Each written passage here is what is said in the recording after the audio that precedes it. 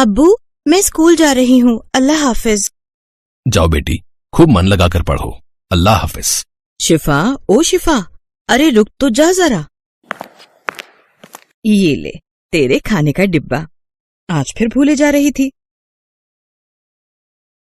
ओ शुक्रिया मेरी अम्मी, अच्छा हुआ जो आपने याद दिला दिया, वरना कल की तरह फिर से भूखे रहना पड़ता मुझे।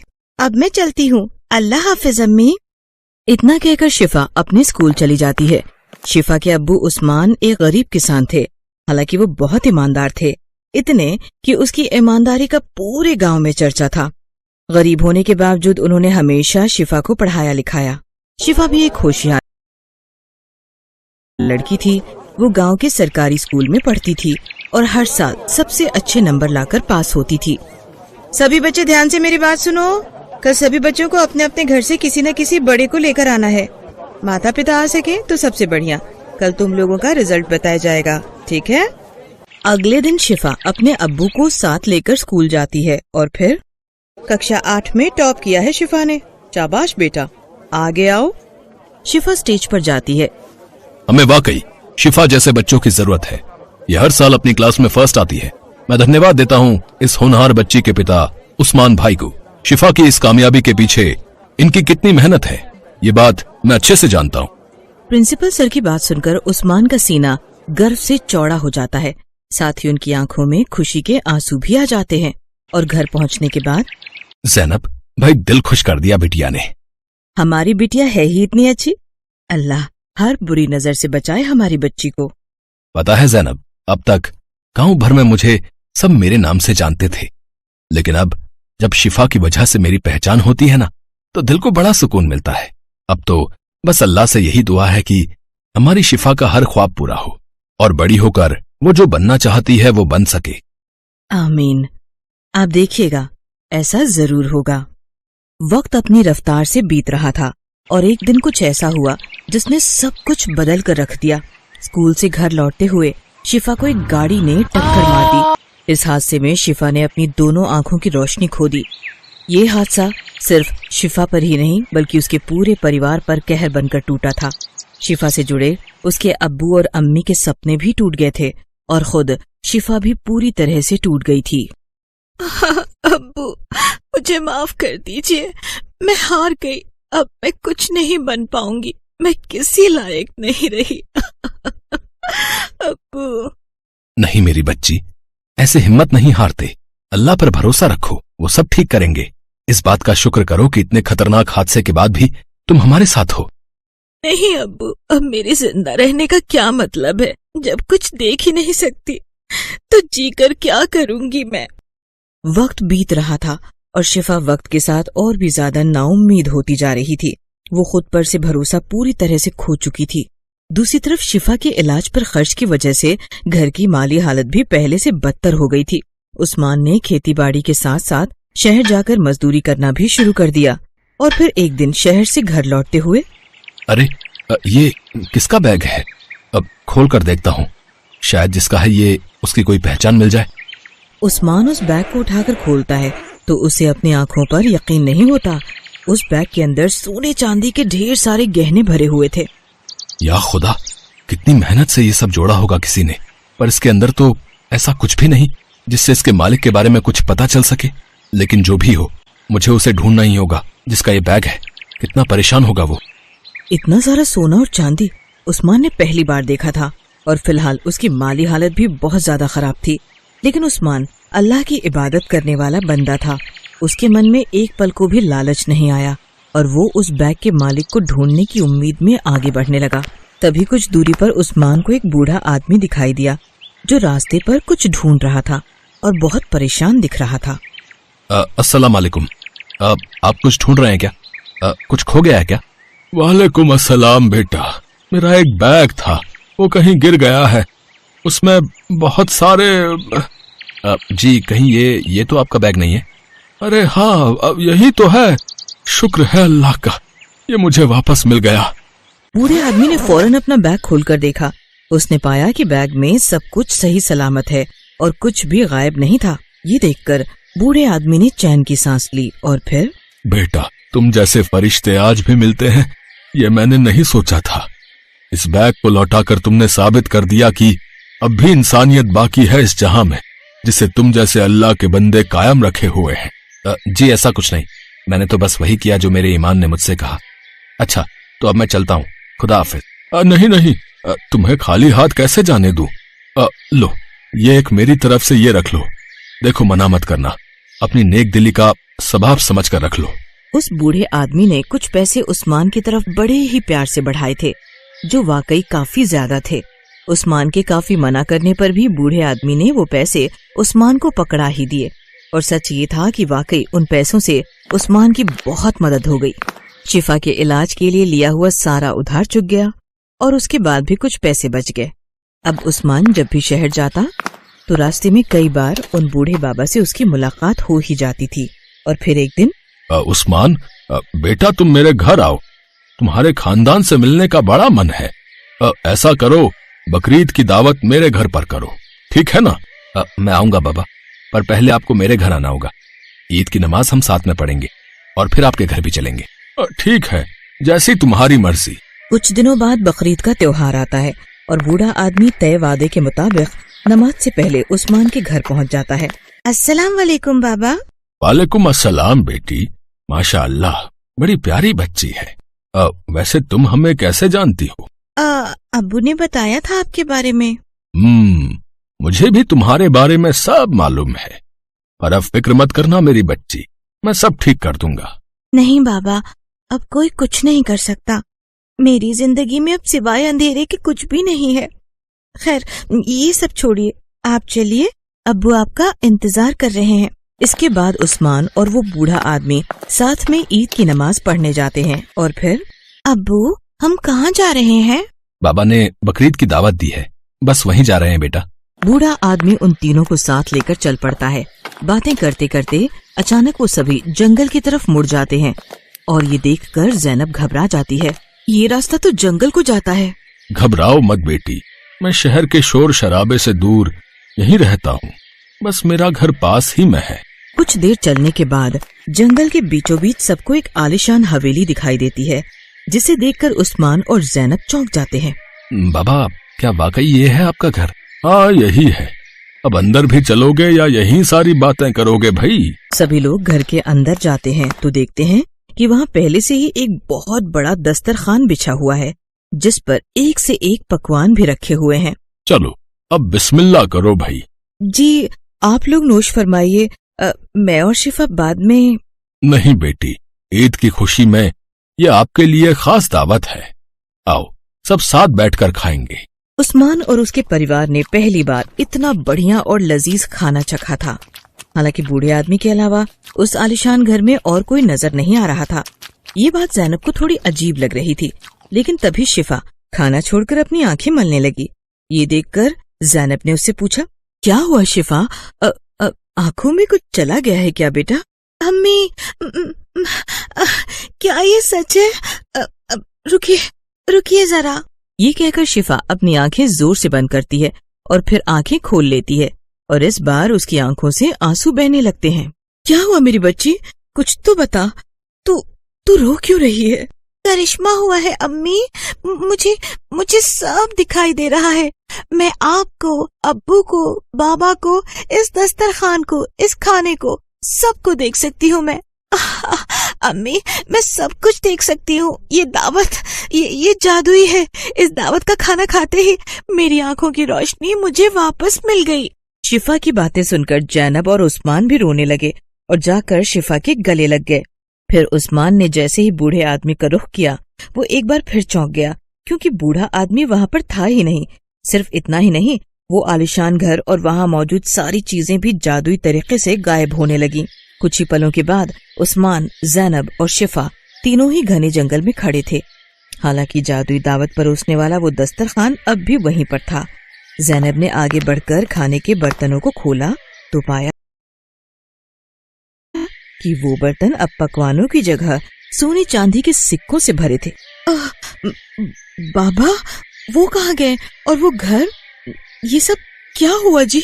अभी तक नहीं समझी ज़ैनब, बाबा अल्लाह के भेजे हुए फरिश्ते थे जो हमारी सारी मुश्किलों को दूर करने आए थे। चलो अब घर चलते हैं, दावत पूरी हुई।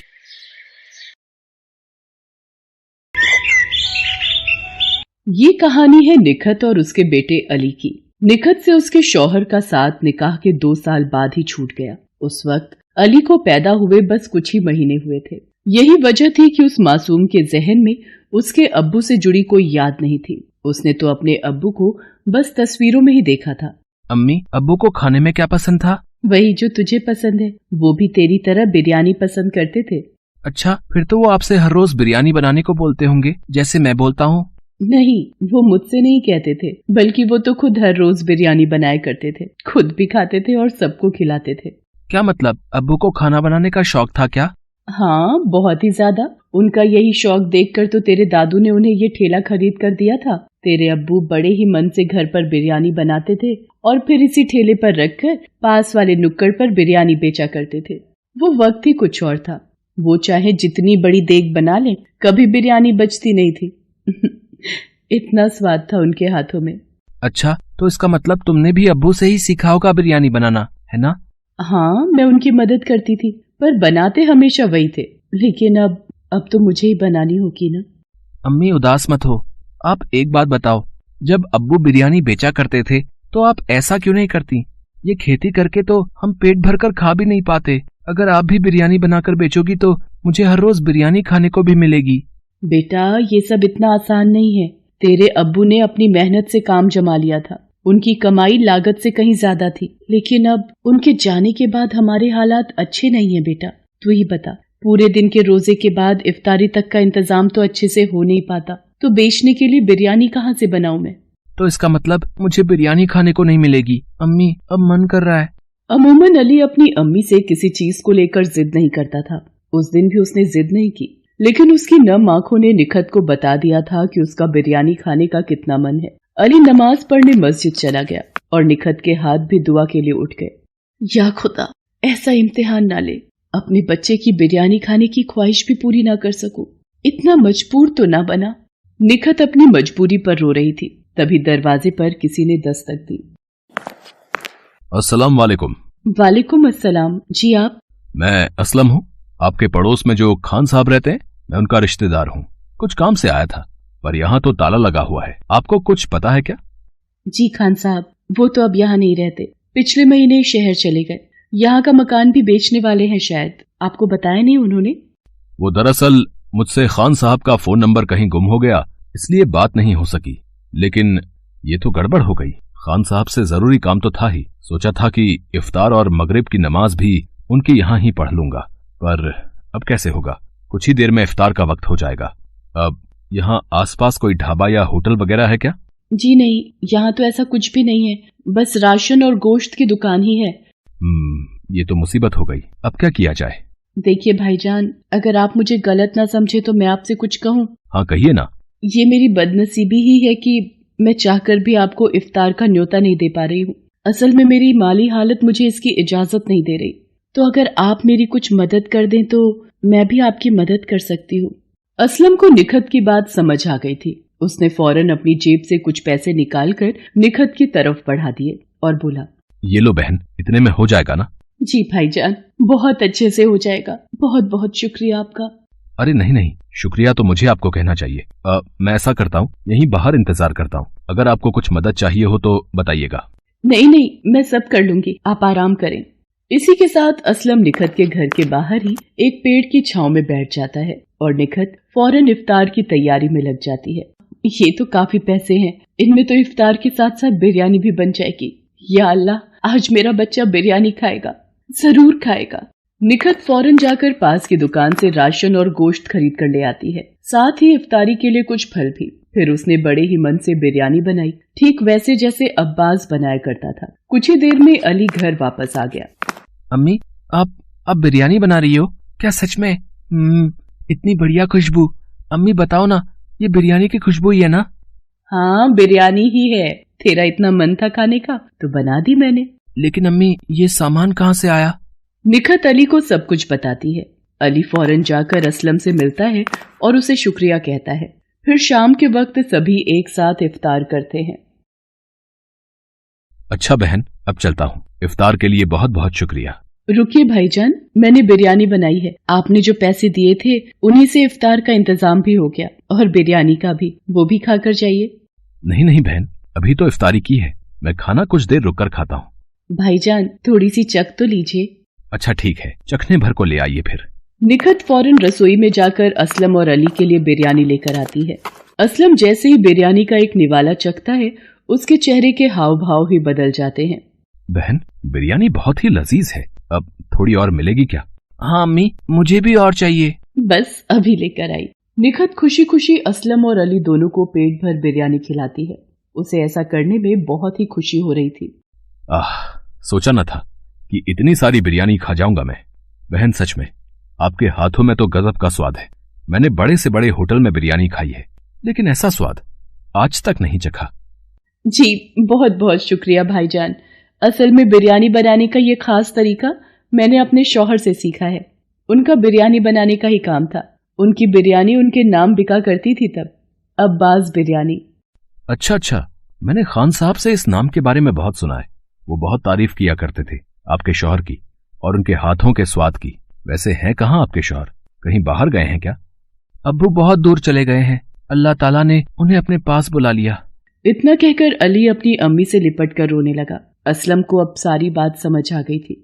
फिर कुछ देर सोचने के बाद उसने अपने सूटकेस से पूरे 50,000 रुपए बाहर निकाले। ये लो बहन, ये रख लो। जी ये इतने सारे पैसे नहीं भाईजान, माफ करिए, पर मैं इन्हें नहीं ले सकती। पहले आपने जो मदद की वही मुझ पर और मेरे बच्चे पर बहुत बड़ा एहसान है आपका। अब मैं आपसे और कुछ नहीं ले सकती। ये तो आपको मुझे भाई बनाने से पहले सोचना चाहिए था। मैं ये पैसे इसलिए दे रहा हूँ ताकि आप अपने शोहर का रुका हुआ काम फिर से शुरू कर सको। वो वही है ना अब्बास भाई का मशहूर ठेला। ये ऐसे अच्छा नहीं लग रहा। ये पैसे रखो और इस ठेले को फिर से खुशगवार कर दो। मैं जल्द ही आऊंगा फिर से बिरयानी खाने।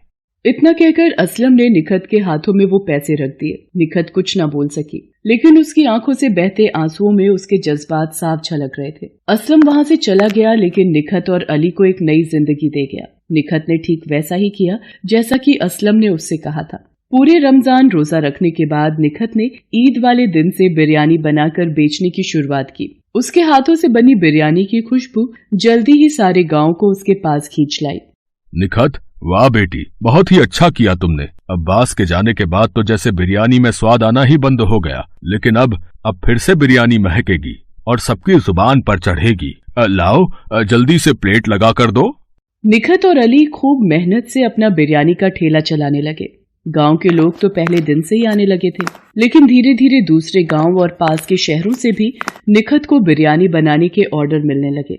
अब निखत और अली को किसी बात की कमी नहीं थी। उनके रहन सहन से लेकर खाना पीना सब बढ़िया हो गया और अब अली स्कूल जाकर पढ़ने भी लगा। निखत का ठेला जल्दी ही नामी होटल में बदल गया। अस्सलाम वालेकुम, कैसी हो बहन? अरे भाईजान आप? वालेकुम अस्सलाम। आइए, बाहर क्यों खड़े हैं, अंदर आइए। निखत के होटल को देखकर असलम को बहुत खुशी हो रही थी, साथ ही फक्र भी। बहन सच में मान गया आपको। इतने कम वक्त में आपने क्या से क्या कर दिखाया, वो भी इतनी छोटी सी रकम से। नहीं भाईजान, ना वो रकम छोटी थी और ना ही आपकी मदद। आपकी दुआ और अल्लाह ताला की नेमत से हुआ है ये सब। मैंने तो बस अपना काम किया है। आइए, बिरयानी तैयार है, आप नोश फरमाइए, मैं बस अभी आई। वाह बहन, बिल्कुल वही स्वाद और बेहतरीन। अल्लाह आपको ऐसी ही बरकत दे। शुक्रिया भाईजान। अब ये लीजिए, ये आपकी अमानत मैंने संभाल कर रखी हुई थी। ये क्या बहन, ये पैसे लौटाकर मुझे पराया मत करो। नहीं भाईजान, आप कभी पराये हो ही नहीं सकते। मैं ये पैसे आपको लौटा नहीं रही हूँ, बल्कि इसलिए दे रही हूँ ताकि इनकी मदद से आप फिर किसी बहन की जिंदगी बदल सके और अल्लाह की रहमत सब पर यूं ही बरसती रहे। असलम निखत की तरफ देखकर मुस्कुरा दिया और उन पैसों को लेकर फिर से निकल पड़ा किसी नई निखत और